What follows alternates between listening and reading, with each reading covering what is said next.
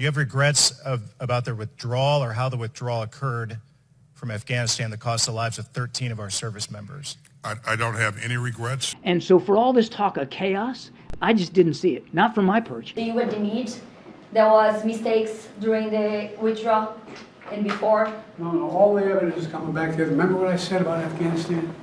I said Al-Qaeda would not be there. I said it wouldn't be there. I said we'd get help from the Taliban. What's happening now? What's going on? Read your press. I was right. Read your press. No regrets. 13 of our warriors dead. 10 civilians, completely innocent drone strike. 7 of them were children. Nobody fired. Nobody reprimanded. They still brag about it. Joining me now, my buddy James Hasson, former Army captain, Afghanistan veteran, and author of a book. You need to read it. You want to find out about these warriors, honor them, honor their sacrifice, find out how they were failed. The book's called Kabul. James, no regrets, buddy. They brag about it, man. They looked at all that horror, all that death, all that destruction, and to this day, they sleep like babies at night. It's the epitome of gaslighting. The idea that this was inevitable or that somehow this was a success is just laughable, and it's an insult to every service member who served there, but also specifically to the families and to the service members who gave their lives.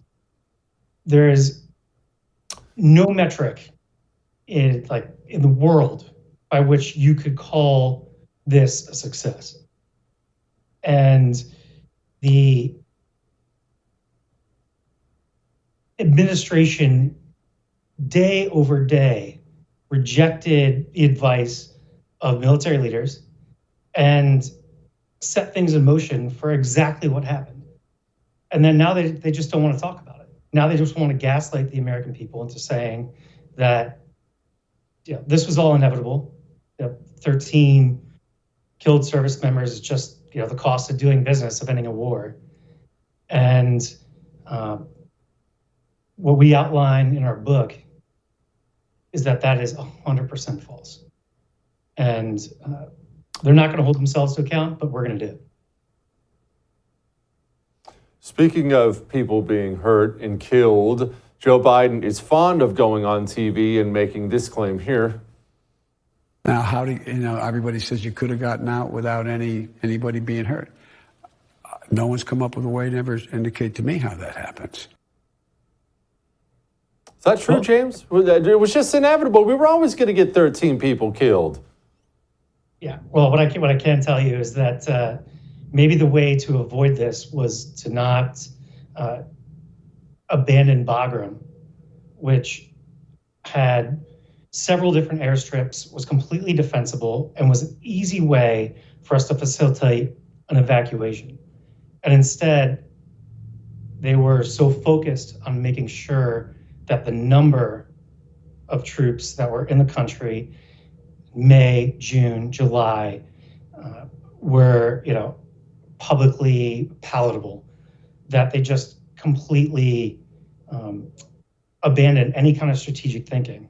It's funny, so I talked to a number of guys who were at Bagram, I talked to a number of intelligence officers, and one thing that they were circulating among themselves is, as you and I would know, when things really suck in the military, the only thing there is to do is joke about it. So they circulated a meme of Sun Tzu, and it said, always abandon your most strategic airfield right in the middle of an evacuation. And that's exactly what happened. And to the other point about, the Taliban are our friends, we asked for their cooperation. The Taliban were whipping American citizens. They were ripping up passports. Only days before, they were actively attacking Americans. And somehow now, they're our friends and this is a success. It's an insult to the intelligence of the average American and to anybody who even paid the slightest bit of attention to the scenes that were coming out of that. I don't think a fully planned, successful operation involves civilians falling from airplanes in the last few square miles that the U.S. military still controls in the country. James, you said they wouldn't listen to military leaders, and obviously right about this. I can't wrap my mind around why. Okay, let's assume these people are hyper-partisan communists. That's at least what I call them, because that's what they are. But even then, why wouldn't you listen to a general? If you're some loser at Biden's State Department, or maybe Biden himself, and somebody with a bunch of ribbons and medals on his chest makes a suggestion, why do I say no? I think the easiest way to answer that is to look at Biden's entire track record on foreign policy decisions. When he was 30 years old during Vietnam, he advocated for getting out immediately and said, we don't have a moral obligation to one or 100,001 of our allies. And then he suggested that Obama do exactly what he later on did himself.